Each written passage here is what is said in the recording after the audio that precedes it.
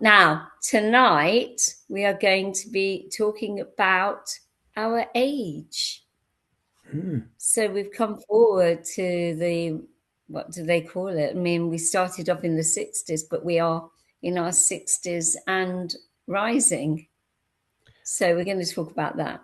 I'm Yeah, looking well, I'm forward to it. 75. Let's just be Yeah, I an know, open but you book. don't look it. You're a very young 75, aren't Well, you? thank you. Thank you. You are. You are. I know you feel it sometimes, and that's the sort of thing that we're going to be talking Hmm. about. So take us back to what happened. When we left you last time, I think we were talking about, apart from wondering ourselves back to Yeah. the 60s, which was a really lovely era, we were talking about your rise up with business and Hmm. how, I mean, I know you're a foodie. And so you were talking about eating out and all the lovely restaurants Hmm. and things, and what a lovely lifestyle you had. And then there was the banking um, crisis, and of course, COVID must have impacted you too. Yeah. I'll make Well, myself comfy. it was Okay, what? I said I'll just make myself comfy and wait to Okay. hear this part of your And I'll tell story. you a story. Well, Okay then. look, I lost business. I lost a lot of money after the banking crisis. And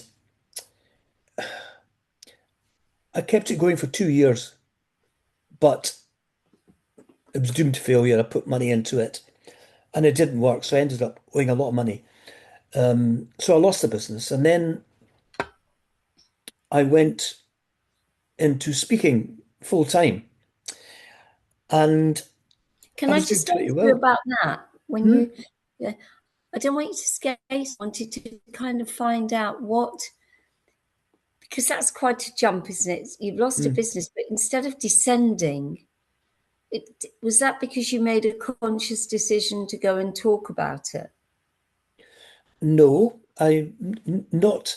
I mean, that was part of it because I do talk about adversity as being a driver if you let it be a driver.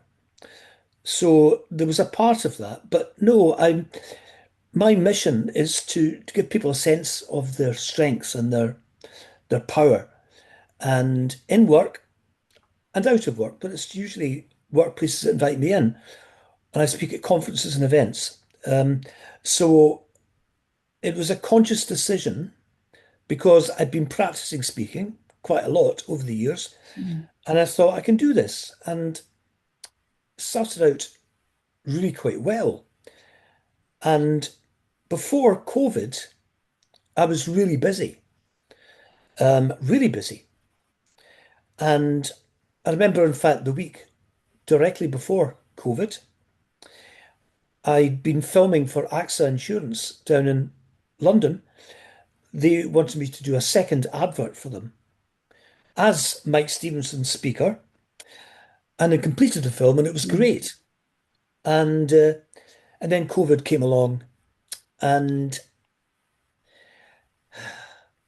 they had to drop that film after a few months because no one in the audience was wearing masks. Of course, these things are they're quite timeous, so it just ran out of time. So my speaking career just ground to a halt after COVID because everything seems to have changed. How did that isolation affect you?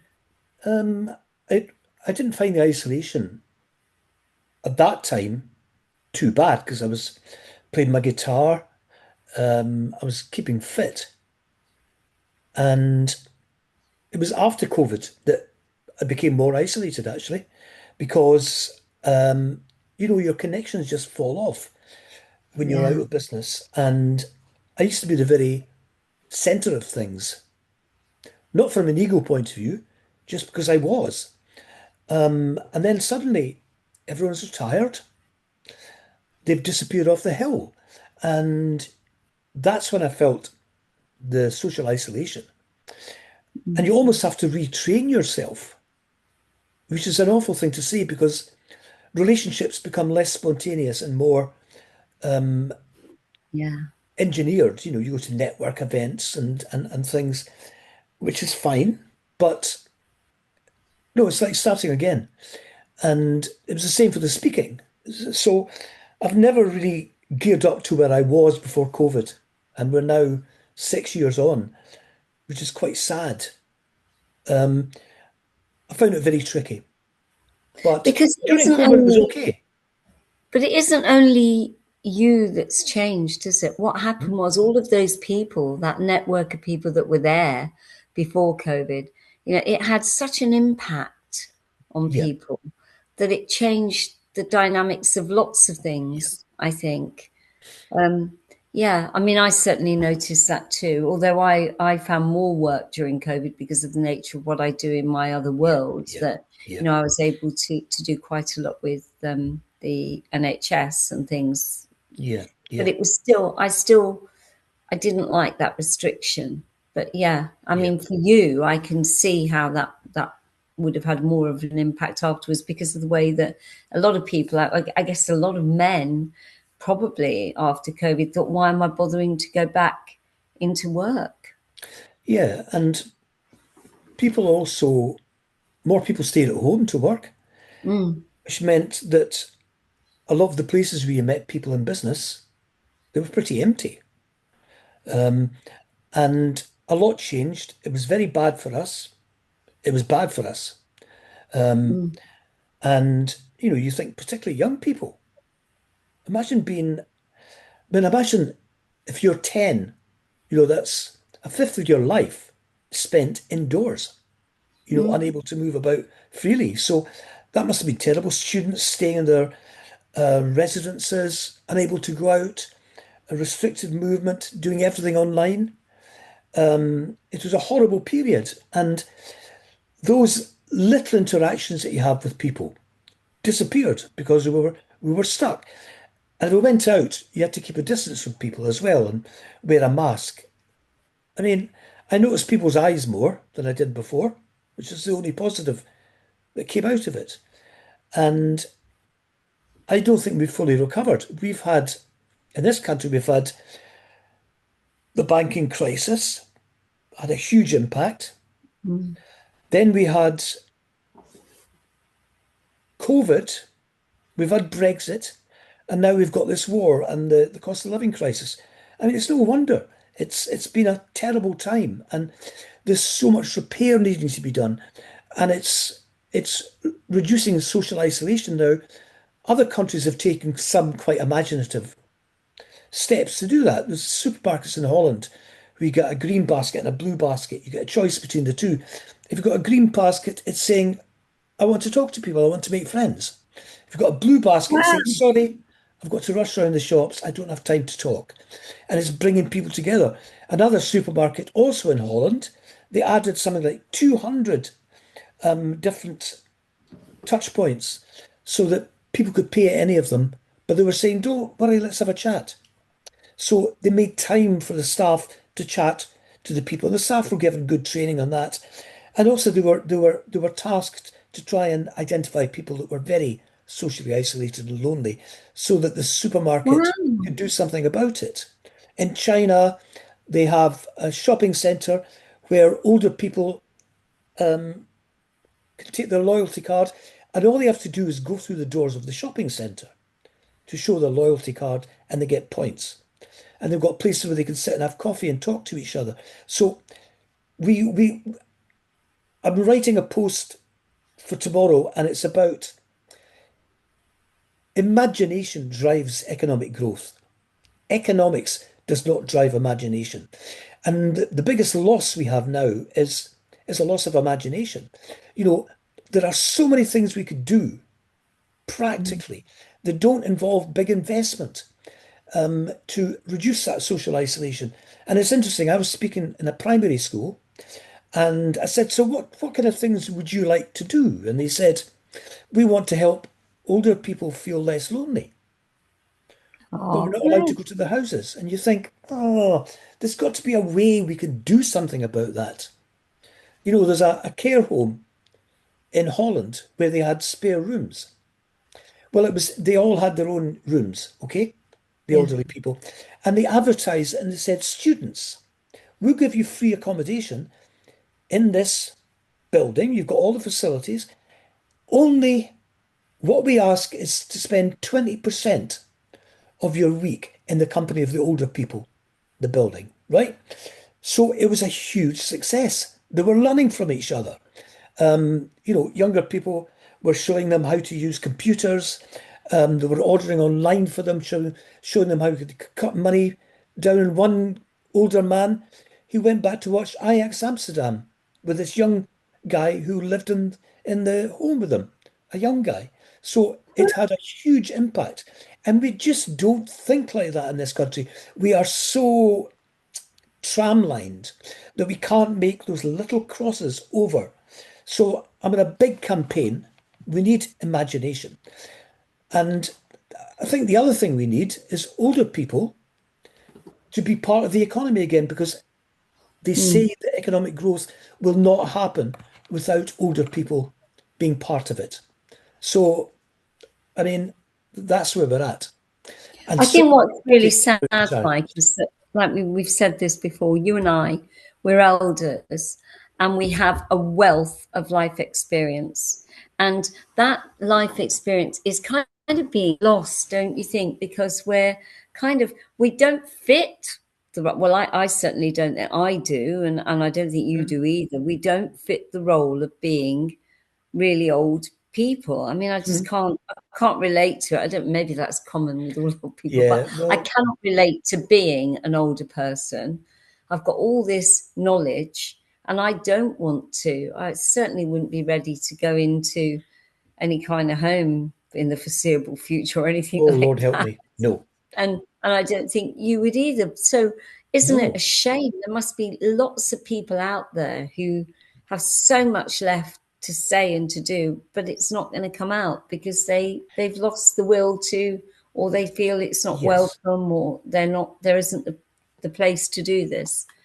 Well, there's a global organization that was set up, the Elders, and I'll tell you some of the early people in it was Jimmy Carter, ex-president of the United States, Nelson Mandela, Richard Branson, Peter Gabriel, Mary Robinson, who was the president of Ireland, a great woman who's had a huge influence across the world, and they were Mm, advising, the world on how to progress. Um, and they had quite a lot of, they had a lot of stamina, and they also had a lot of really wise ideas to contribute. And now mm, we've taken that out. One of the things that's happened in this country is, I think it was about Brexit, where young people felt that it was old people that voted for Brexit. And there's a resentment there. But, I think the old population is multifarious. We've got people who've run companies, people who've run public services, people who've set up charities, people who've run, third sector mm. organizations. And there's so much wisdom and experience in there. And it really needs some kind of pull together of those minds so that we can be contributing to the future and working with young people, not telling them what to do, but guiding them and actually learning from them as well. Because when you learn from young people, you can sometimes recycle that and see there's a Mm. slightly better way of doing it. So you combine this enthusiasm and the knowledge of young people, particularly around digital technology, and the older generation who've been through different eras and pull together something that forms a plan for the future. And it could be But local, in some, it could be but in national. some cultures, they really do have that kind of Oh, yes. respect for elders. I Yeah. don't like to use the respect, but that interest in their elders, and the elders are revered as being the knowledgeable ones. But Well, in it's if that doesn't seem to happen, it's not in happening. Arab countries, in southern European countries, you look at Greece, Italy, where the older people are held in great esteem. In the South Pacific, Mm, actually, most countries, it's those Western countries that have, you know, created a different kind of culture where once you're retired, you're over the hill, you're just out of sight, and that's the most ridiculous thing. And particularly, grandparents and grandchildren.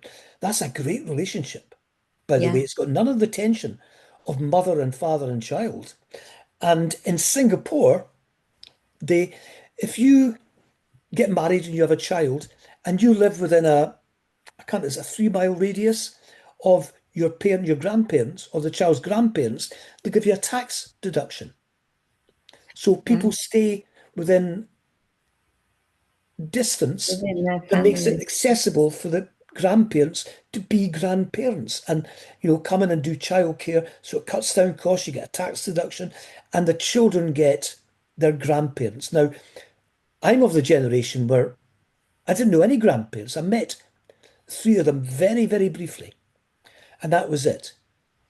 And they died, 60, 64. And here we are with people who are living longer, Yeah. and you've got all this experience. And if you're still coherent and you listen and you don't have a fixed mindset, this is the way it's always been. We don't want people like that because that's hopeless.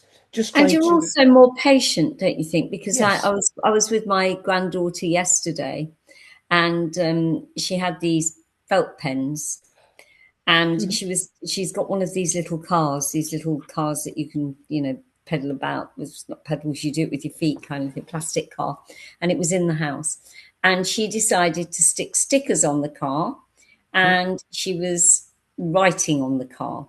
Now I Mhm. know that when my children were little, I would not have probably had the patience that they were there with felt pens Yeah. drawing all over their toys. But yesterday it was a lovely thing to observe, because what she was doing is personalizing that little vehicle, Yeah. and she Yeah. was so proud of it. She was scribbling all over it, and I Oh, was saying to her, don't yeah. do that on the furniture, will you? And she's, no, I do in my car. And I thought, Yeah. isn't it great to be Well, able to yeah. facilitate that and encourage her to, yeah, go do it. They're It's your car. firing, their imagination, their Yes. curiosity, their Yes. creativity is at an absolute peak. And everything we do after that age is to sort of gradually suppress it. You go to school and you can't run in the corridor, you have to walk, you have to Yeah. queue up to go to the classroom. All these things begin to narrow our focus. And you ask a room full of adults, how many of you would describe yourself as creative? You you get occasional hand going up. You say, Yeah. I'm not creative. But then you create a different kind of atmosphere and you show ideas and you say, imagine if we were to take this challenge, how would you address it? And be imaginative about it. Do not worry about saying something that sounds stupid, right? Because every invention, everyone who created something new out of the blue was treated as if they were mad, mad scientist. You know, what do we want a television for? A telephone, what a stupid idea, you But know? to get to that point, I mean, you've managed to keep your enthusiasm for things, and your mind is phenomenal. Your memory is phenomenal as well. Uh, And I think that's it's great that you have that. But when you are in your, well, let's say now, I'm 68 now, so I'm starting to notice, not it's not so much that it's me necessarily, but I am getting more tired, and I notice that, even though I'm not ready for it. I notice that there are things I can't do now that I did do. But I have friends who are actually settling into this, and I'm thinking, don't do it. Don't do it. You well, have to keep yourself going. But yeah, yeah. being that age, and if we move away from what's happening in the general world and just talk about what happens with us, because I think you can generalize on something, Mike, but I think when people hear it actually from you, yeah, I feel like that, it's actually really reassuring. And you being really honest and saying, actually, this happened and that happened, and that was a Mm, terrible time for me. I think men who were watching that, who've been through a similar thing, would relate to that. And one of the things that I have noticed is that men, and I think we mentioned on this in what we touched on it in one of our other chats was that men don't lay down friendships in the same way. I mean, we can have all of this political correctness, and we're Yeah, not, doing that. I'm just saying that men of our generation, um, they make friends at work, perhaps, or acquaintances. They have their golfing buddies or their tennis yeah, buddies or whatever they do, but yeah. they don't lay down the friendships. So when they leave their work and they have these dreams that they're going to go and sail or garden or holiday or that, and we know, don't we, because we talked about it earlier, you don't always have the energy. The aches and pains come in. You can't always do those things. Maybe you haven't got as much finance as you hoped you'd have, Hmm. you know, and then you are in a position of you can't actually do those things. Where do you get that inspiration from again to start living again, beginning Well, again from your 60s to take you into the next part? Because it can't always well, be, if it was just a decline, it would be very depressing. And it doesn't have to yeah, be a decline decline. is Instead, it's, accelerated. Decline is yeah. accelerated. We become more isolated. Men's relationships would always work, or football, where there's a Mm, community. And they were judged by their status, you know. Um, and when they lose their status, they are just another man. And they've lost their friendships because, you retire from a workplace and people say, keep in touch, Jack, but they don't really mm. keep in touch. Oh, And yeah. they feel like an irritant when they wander back into the workplace and say, hi guys, how's it going? Sorry, Jack, we're busy, So men don't keep And 2 or 3 relationships. years can make Yeah. a world of difference, can't Oh, it? I mean, huge amount two of or difference. three years out, if you try to go back in, see, let's say you've come out of work, you think, right, I've got my little pot, I'm going to have my retirement. And then it turns out to be the dream that isn't the dream, really.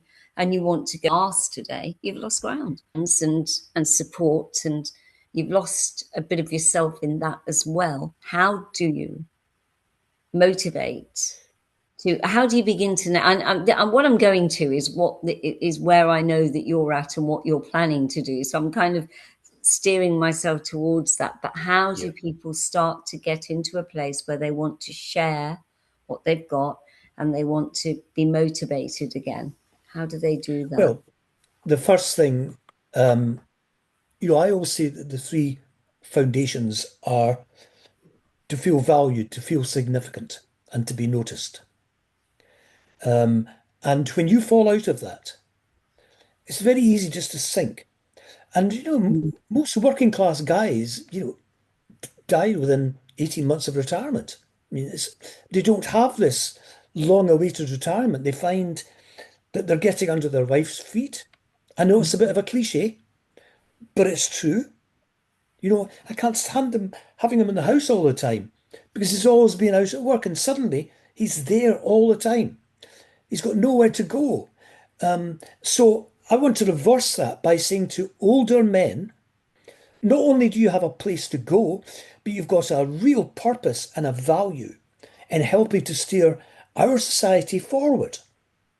And I'm putting the call out to men who'd be interested in getting together and having these conversations and using their vast experience to, come up with ideas, to work with young people, to support the efforts of, local authorities and government and business, because we need all hands on deck and we need fresh ideas. And the place to get that is people who've just been detached a bit from the workplace, from their responsibilities, and who want to do things, who want to contribute. And let's call it the elders, okay? Let's call it the elders, UK. The I Elders think UK. that there's a Okay. real mileage in that. Um, I would go out and talk to groups of, ex-CEOs, leaders, people that have done things in their working life, and they feel that they're just a bit detached from it now, and they feel that their worth has declined. Their worth is now, the score on the golf course. It's great. But most men don't. Most men go into a kind of terminal decline. And it's sad.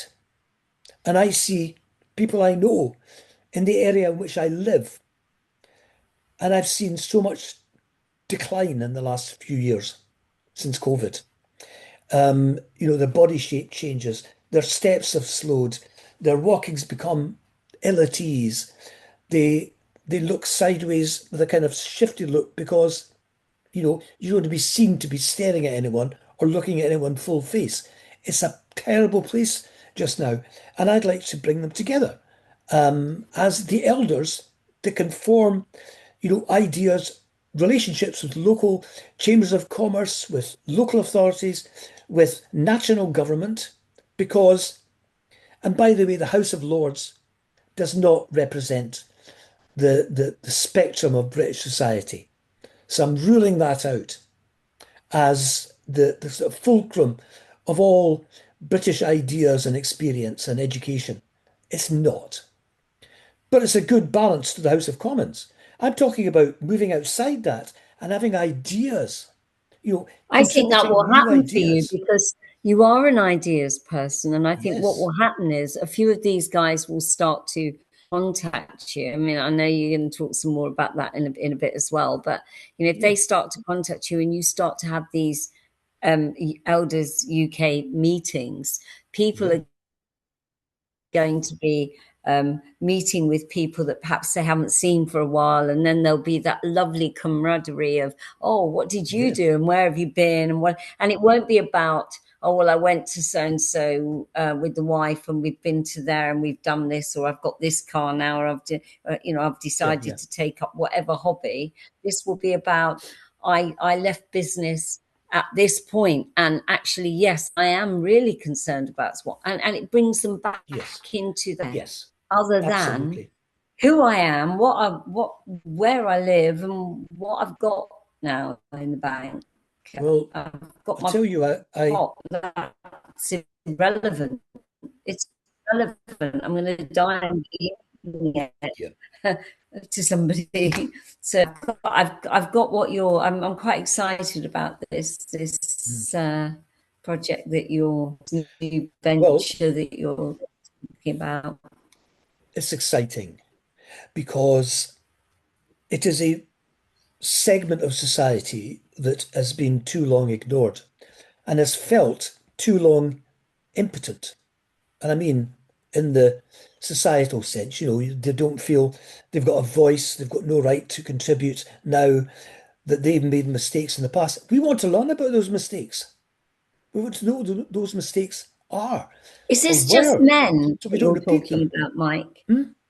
Mike, is this just men that you're talking about? Is this No, just it's, men that it's you're not. talking about, or is this an open invitation to? I think women are better at networking and keeping their friends. Okay? So it's a particular Yeah. challenge for men, but it's not just men. Well, let's face it, you know, the more diversity you've got in the room, the better the ideas you're going to get. So it's not just men. No, this is people who are post-retirement, who think so many ideas, so many things I can talk about. There's so much I'd like to do yet because I want to leave a legacy. I want my legacy to be more than, the money in the bank for my children. I Yeah. want it to be something greater than that. I want to leave a positive imprint on this earth. And that's what the opportunity that the elders can bring. It's to give the opportunity for people to get together, quite disciplined, but it's not a tea party either. It is having real discussions, having real challenges, and being done in a really creative way. So that I've done a lot of these around the country, not with older people, but I can tell you, in November, I was invited to speak at Hampden Park, Glasgow, which is the Scottish National Football Stadium, to a group of older people from all around Glasgow. And they packed this room, and I spoke for about half an hour, 40 minutes. And you could have felt the energy as I was talking. And after it, people were in tears. People have said, I know what I'm going to do now. I'm not finished. I've got so many things I could be doing to contribute to this great city. Apart from anything else, I've got stories about this great city that go back to, the 1950s. I know how to tell these stories. I can talk about some of the humour in the shipyards so all of a sudden you're bringing, a forgotten culture back to the future. And there are things from the past. We don't want chimney sweeps that are boys, but we want ideas about how we can make our cities more accessible for young people, for older people, how we want more civic spaces, what kind of things can be organised in a city or a town or a village. What can they contribute to their own community? It's a vast opportunity. I mean, around here, there's a couple of people who are great gardeners and they help people around them with their gardens, right? So that's just a simple thing. They learn, so younger people learn about flowers and how to grow, what kind of conditions, how to make a garden look nice, how to make it last the entire year in some form or other. So all these traditional skills we've lost. I spoke at the Women's Institute for Scotland, and they have a youth branch now. Okay, so younger women are coming in and they're learning some of these craft skills, and we're bringing craft skills back now because Yeah. they are productive, they're unique, and some of them are regional. The Harris tweed It industry, helps with mental health and well-being. Craft hugely, is very, very good hugely. for that. Yeah. My speech I'm went just down thinking very well about with the these women. people. I'm just thinking about these people meeting, and I'm thinking once you have your elders, then it could kind of spread to almost like chapters across the country of Yes, elders, couldn't it, that yes, meet? And then, of course, they could be then going into businesses and talking to younger and coaching, if you like, younger executives that are coming up of that are just course. thinking, I don't know what to do about this, but they could go Yeah, to the elders and yeah, and and ask for help yes. and And it's advice. more, it'll be less formal Wonderful. than some of the arrangements there are, because you do get executives that are planted in companies, but you want something that's more informal, kind of mentoring, um, Yeah. and but also providing some broad sweep ideas and connections, Yeah. you know. And then Um, it's going to stimulate people to even think, why did I retire now? I think I'll reopen. well, I saw an article I don't in know. I saw an article, I think it was The Economist, and it really was saying older people are going to be critical to the economy. Without Yeah. them, we're depending on young people. I think, not so long ago, one young person supported four older people, Wow. pensions, right? Now it's going to be one to support 20 older people. So we've got to we've got to change this. We've got to say, being older, yes, retire from work, but don't retire from life. Don't retire from the Exactly. I community. like that. Yeah. Yeah. I I mean, like this that. is we need them. We need us. And it's sometimes hard to break in. You know, hello, I'm 75. I was overhearing your conversation. But I did meet some a group of younger people in their 20s, probably even early 30s, I don't know. But they just launched a coffee brand up the road. They make their own ground coffee, and it's a beautiful mix of, different sources. And I thought, I felt the excitement. I'm going to go around and see them and talk to them, see what I can do Yeah. to help them, right? So, and they were enthused by my contribution. They were enthused that I was enthused by what they're doing because I felt that excitement of setting up a new business. They've just opened it. Um, Fantastic. And they showed me their packaging and it was really quite exciting. So to generate a growing economy, it needs all of us. We can't leave it to young people. And people retiring early, I'm sorry, you're a loss to the economy. People retiring at 65, you're right to retire from work, but not from life, not from the future. And we want you to help shape the future. So Not just how are your you? own image. How are these people? If we get people picking up on this, how are they to get in touch with you, Mike? Well, I will set up the elders. I will set it up as just a loose organization, okay? And they can get in touch with me. And if we get people in local areas, I can go around and they might have to make a small contribution, you But know, how about if they so if they want to join the elders, how do they actually just let you know that they found this interesting? Can they contact you by email? by email. It's Mike at Thinktastic, Oh, I like. ThinkTastic.co.uk. So it's Mike at And Thinktastic. presumably they use the header. Yep. If they use the header UK elders, you'll UK know that elders. it's Yep. about. Yep. Yeah, yeah, very exciting. I wasn't expecting this one tonight.